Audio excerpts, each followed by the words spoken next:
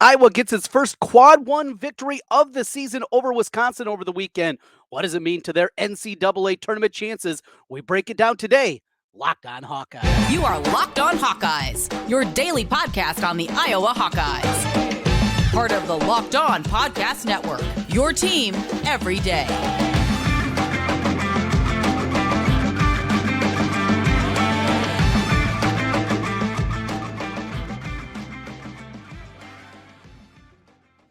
Hey, welcome in. I'm Trent Condon, and this is the Locked On Hawkeyes podcast. Thanks for making Locked On Hawkeyes your first listen every day. We're available wherever you find podcasts. You can also find us on YouTube. While you're there, make sure you hit the subscribe button. It helps us get in front of more Hawkeye fans. These days, every new potential hire can feel like a high-stakes wager for your small business. That's why LinkedIn Jobs helps find the right people for your team faster and for free. Post your job for free at linkedin.com/lockedoncollege. Terms and conditions apply. Fun Saturday inside Carver Hawkeye Arena as the Hawkeyes get it done in overtime, 88-86 over the hated Wisconsin Badgers. Look, anytime you can get a win against Wisconsin, doesn't matter the sport, football, basketball, field hockey, soccer, baseball. Well, they don't play baseball. Whatever it is, it's always good to beat Bucky. And that was a good one there. You know, this Wisconsin program and what they've developed into really over the last 25, 30 years has been something that I was wanted to emulate. Now, not style of play, though they tried it with Todd Licklider, and we know what a disaster that was. It's just in terms of wins, you know, playing for a national championship year after year, the consistency of being an NCAA tournament team. What, 23 of the last 25 tournaments Wisconsin has been there. And not only getting there, but then also having some success. In years that they, of course, had the big anticipation and beating Kentucky and getting to the championship game. Years where they just get into the tournament, yet still make a run and get into the second weekend. Those are the kind of things I think us as Iowa fans would love to see this program elevate to. It's an outstanding program. They have done it with a multitude of coaches now, and they've done it with varying different styles, but ultimately, you know what you're going to get from Wisconsin. Now, defensively, this is not the same Wisconsin team, but we're not worried about that. Iowa got the win. And I want to start with the crowd. You know, a crowd that gets in there, you get a packed house, over 15,000 in attendance. All right, great. Something that hasn't happened this season. We have not seen those kind of crowds inside of Carver for men's games. We've seen it for the women's team. We've seen it certainly for wrestling. We have not seen it for men's basketball. And, you know, after the game, listening to a number of the players and even Fran talk about the crowd and having it there, and potentially this could be some momentum to get people for the final couple home games of the year out there and get a little bit of excitement going. You know, you got a young group that's incredibly talented. We're going to talk about that young group here coming up in our conversation about the game, but just getting them out there and having the players relay how important it was, get them over the hump. You get down 13 points and you come roaring back at the end of the first half. You have a lull, even in overtime. Getting that victory and doing that and having the crowd be a part of it, I think it was something great to see. It really was. And it's tough.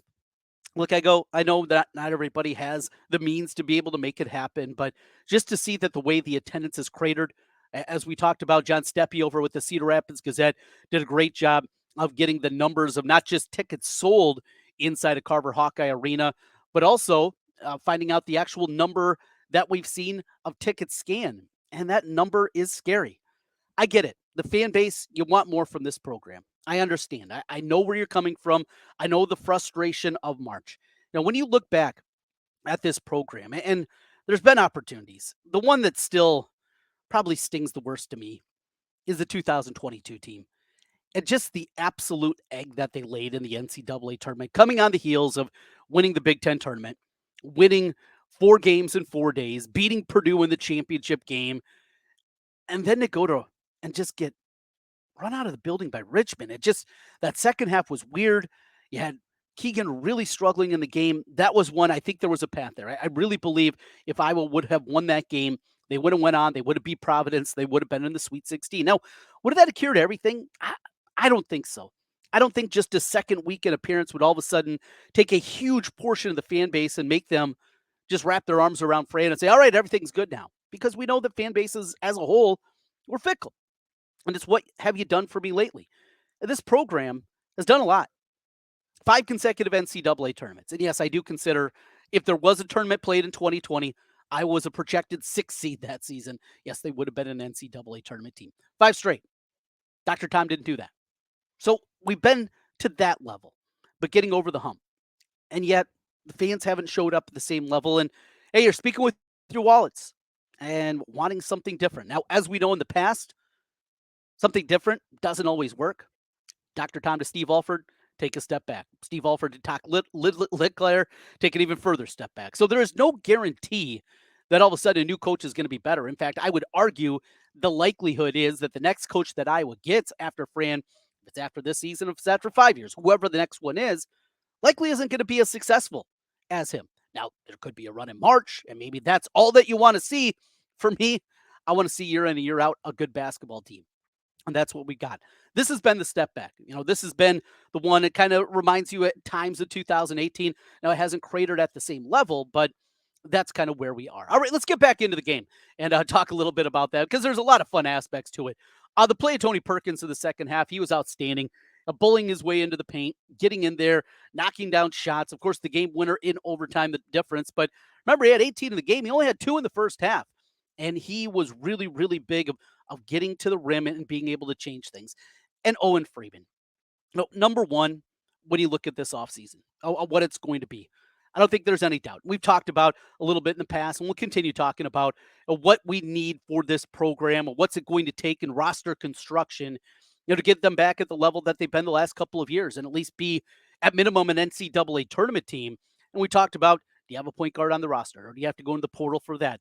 Do you need another portal center to help out, or are you good with Owen Freeman playing the 5 and going that direction? Is that a route that you're willing to go? But Owen Freeman, 20 points, 12 rebounds, 6 assists, 2 steals, 4 block shots. He does it all and being out there for 38 minutes. Now, that's incredibly important, as we know, because foul trouble has been probably the one thing that has been able to handicap Owen Freeman this year. He is an outstanding talent. And your number one, because there's going to be phone calls and there's going to be people connecting to his family and trying to connect to old AAU coaches and trying to connect to high school coaches and any kind of path that they can get, and letting Owen Freeman know, we got a home for you. And not just a home in Quad Cities. No.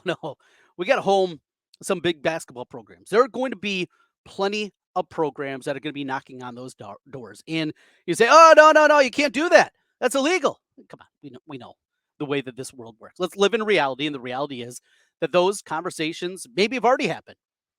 What has to happen for Iowa? You have to keep Owen Freeman here. He's outstanding. He's talented, and yet he's just scratching the surface of, I think, what he can eventually be.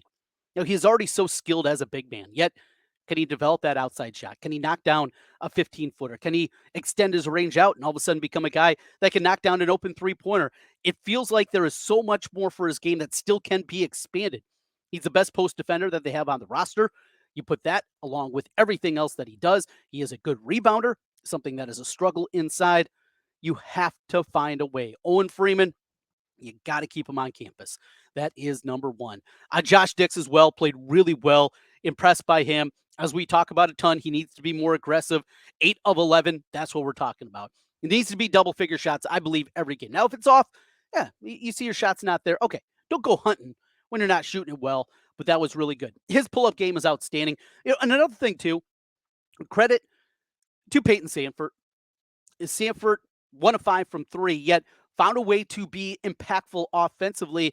Did it with some fadeaways and some pull-up game. Those are the little things that you have to do when the three-point shot isn't going. And I didn't know if Peyton Sanford could ever get there. I didn't know if he had the ability to be more than just kind of a shooter offensively, but he has developed more than that. And a guy that isn't an elite level athlete by any means. And most of the guys that he's going up against are better athletes and better lateral quickness and leaping ability and those kind of things. He's a smart, heady player and finding a way to be able to be good offensively. Great to see. A little bit more on the game, and then we're going to take a look at the NCAA tournament resume. This was a quad 1 victory for the Hawkeyes. Does that change the equation of what they are and what they're going to be come NCAA tournament time? We'll talk about that as we continue. This is the Locked On Hawkeyes Podcast.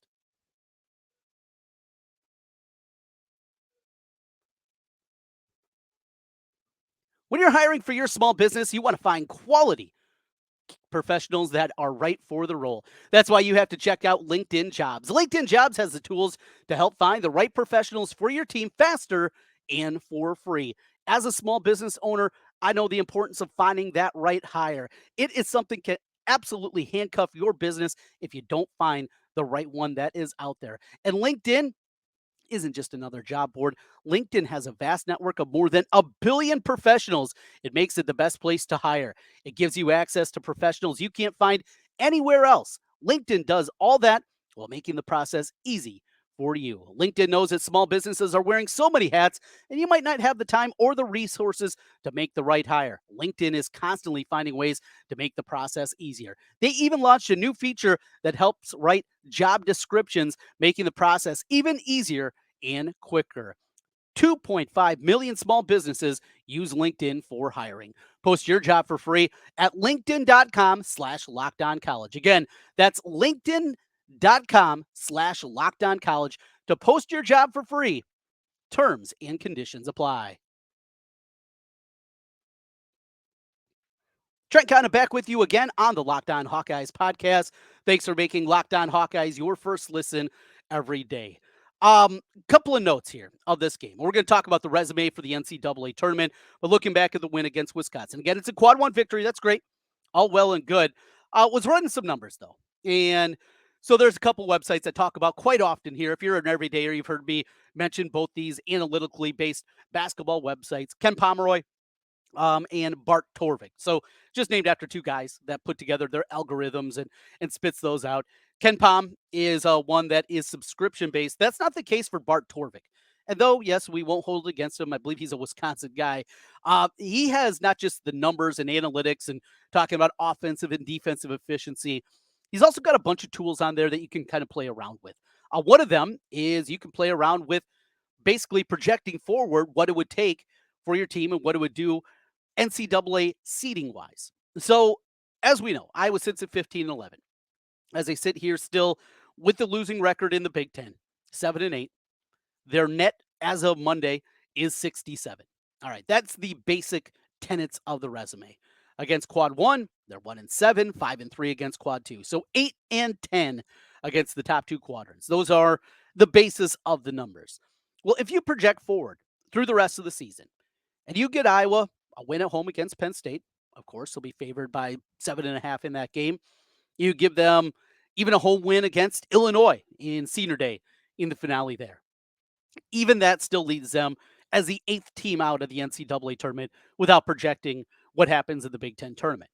And you can play around with it. You can go back and change the equation. If Iowa would have beat Michigan, would have blown that lead to Maryland, either at home or away, either one of those games, give them one more victory, what it would do, they'd still barely be on the outside looking in, but certainly would have a really good chance.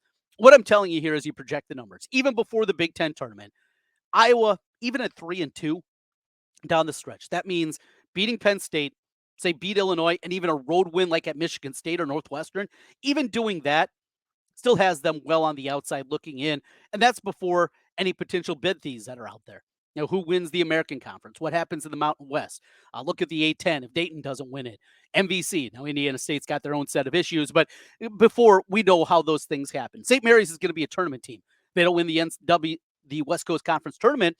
Oh, there's another bid stealer that is there. So it's still, even with that, leaves you really far out. And the likelihood Iowa, even if they win a couple of games here down the stretch and at least improve their chances going into the Big Ten tournament, they're going to have to go on a run. And not just go on a run, they're going to have to beat somebody good. Beat Illinois, Purdue, Northwestern, a team like that towards the top just to get into the semifinals and get to Saturday.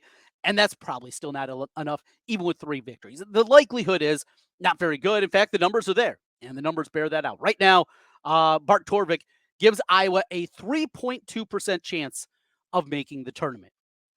One other angle that I chased down, and it was, this team seems like they're struggling defensively a lot more than they were at the beginning of the year. We talked about during a lot of December and into January that this team seemed like they were playing a bit better defensively, and they were. Not great. I mean, let's not, talk out of our minds here that this all of a sudden was a great defensive team. We know that's not the case, but they seem to be better. The numbers bore that out. They're 121st in the country before January 19th, a month ago, as we sit here today on February 19th. 121st. Not great. Better than we've seen some past years, but a tick better. Since then, though, starting on January 20th, a month ago, Iowa's defense has been bad. How bad? How about this? 253rd in the country since January 20th. That is deplorable. That is hideous. 253. Yikes. That is a scary, scary number. Some of the reasons for that, Ben Krikke has been exposed. We talked about him defensively. As we said last week, Fran's got a type. He went after the offensive guy, not the defensive guy, and it's showing out right now. There's big time issues with what he's doing on that end of the floor. Plus, he's not a very good rebounder. I mean, those are two things that are definite struggles, and he saw that show up again on Saturday at times as Wisconsin was able to get a whole lot of what they wanted, certainly inside. We saw a big performance from Kroll as he went off for 22. It was one of those performances. Even Tyler Wall, it didn't shoot it a ton. He was battling with foul trouble, but when he was out there, he was pretty impactful on the floor. So you're seeing that happen from Krikke. And just overall, this team defensively isn't very good. One other angle I wanted to talk about is we saw play from Brock Harding. He came into the game very early. He was in there right around 17 minutes. I mean, 3 minutes into the game, he was out there, hit a three-pointer. That's monstrous. He's got to be able to make shots. It starts right there. You know, teams are going to sag off of him until he can prove he can be, at minimum, an adequate three-point shooter. So that is component number one. He made a shot. You know, nifty around the rim. He does those things. Now, as they start to figure out a little bit of some of his tricks inside as a little guy, we'll see if those things aren't swatted away. But, you know, you go back and watch him in high school when he was over at Moline and what he was able to do there, Mr. Basketball in the state of Illinois. He's just crafty. The things that you think shouldn't work, they work with him. We're still getting to the point where we got to see more.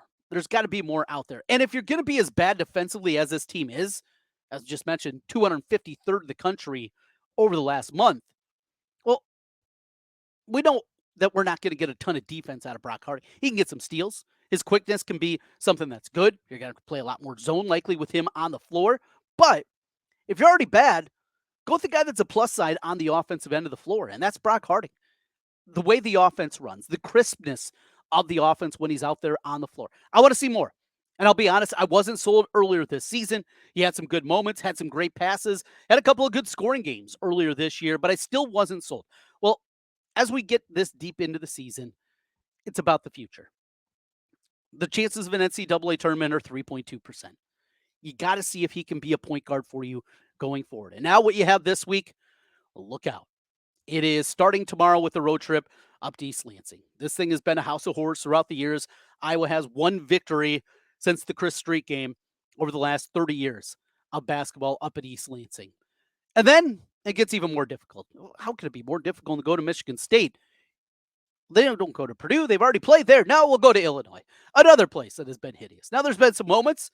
There's been some great games, but eventually it usually doesn't go the way of the Hawkeyes. So that's what you have up next. Now, all of a sudden, if you steal one of the two games this week, now we're starting to cook a little bit because next week begins with a game against Penn State at home. You'll be a big favorite in that one. You get a revenge after the road loss to Penn State when you let another one slip away. Stop me if you heard this before. And then he finished up at Northwestern and at home for Illinois. Okay. It's not likely. Again, it's not very likely, but at least there is that sliver of hope that we have for this basketball team. Basketball. We got more basketball to talk about. We got hoops to get into, plus a little Iowa baseball, a 2-1 weekend. Pretty disappointing, though, as the one ended with a loss to Lehigh. We'll talk about that. Plus, there's a rumor out there. Caitlin Clark coming back for her 5th season. You won't believe who some people or a person thinks is going to be paying for that one. We'll do that as we continue. This is the Locked On Hawkeyes Podcast. Today's episode of Locked On Hawkeyes is brought to you by FanDuel Sportsbook. Get buckets with your first bet on FanDuel. It's America's #1 sportsbook because right now new customers get $150 in bonus bets with any winning $5 bet. That's $150 if your bet wins. Bet on all your favorite NBA players and teams with quick bets, live same-game parlays, exclusive props, a huge future menu, and so much more. Just visit FanDuel.com/LockedOn and shoot your shot. Once again, that's FanDuel.com/LockedOn. FanDuel.com/lockedon. FanDuel, official partner of the NBA. Trent Condon back with you one final time on the Locked On Hawkeyes podcast. Thanks for making Locked On Hawkeyes your first listen every day. Well, it started off incredibly well for Iowa baseball as they open up the season down south, get a couple of wins and a couple of pretty decent wins to open up the season. And then on Sunday, it all cratered after a good start from Gabe Obermueller. He was outstanding in his start. We saw great starts from Brody Brecht, though command still a bit of an issue in the opener. And, of course, Marcus Morgan in game number 2.